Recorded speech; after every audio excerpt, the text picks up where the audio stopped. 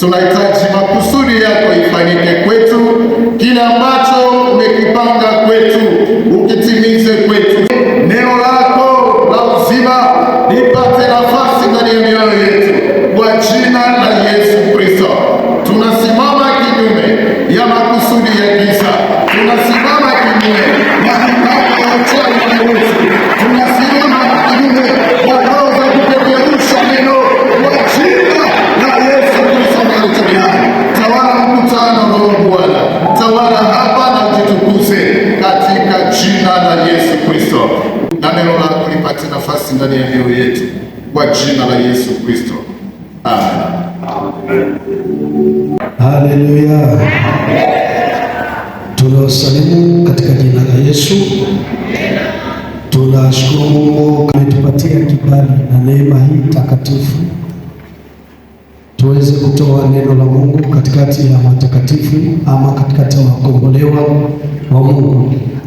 Jambo la pili, nashukuru kwa ajili ya baraza lote la kanisa letu hapa na mchungaji kwa neema ambao tumepewa kusimama kwa hii madhabahu tuweze kusikiliza neno la Mungu. Asante pia kwenu. Kwa jina naitwa jina la Dr. Josephat Baliwaki, naishi hapa Uganda, Kampala. Kwa neema ya Mungu, Mungu amenisaidia tuko hapa na kuwa pia mwalimu kwa shule inayoitwa Amen College Bible School International University. Nisaidie basi tuweze kusikiliza neno la Mungu. Ningetaka kwanza usalimu rafiki yako, mwambie kwamba leo utabarikiwa na utaomba. Mwambie vile. Na kabla tusikie neno la Mungu, nataka Mungu akupe imani ya kusikia kusudi ubarikiwe, na utakapobarikiwa utaomba pamoja nami.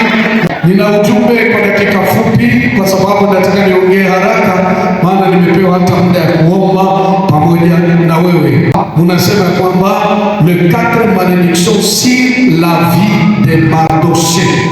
Nataka niongee jambo hili kwa dakika fupi tu. Laana ngapi? 4 kwa maisha ya Mordekai. Nitakusumbua leo, mwambie tena hizi laana 4 za Mordekai zitakuacha huru katika mwaka huu.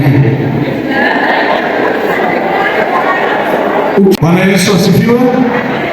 Sababu gani? Ukisoma ndani ya kitabu ya Yeremia sura ya 15 mstari wake wa 18, Yeremia chapitre 15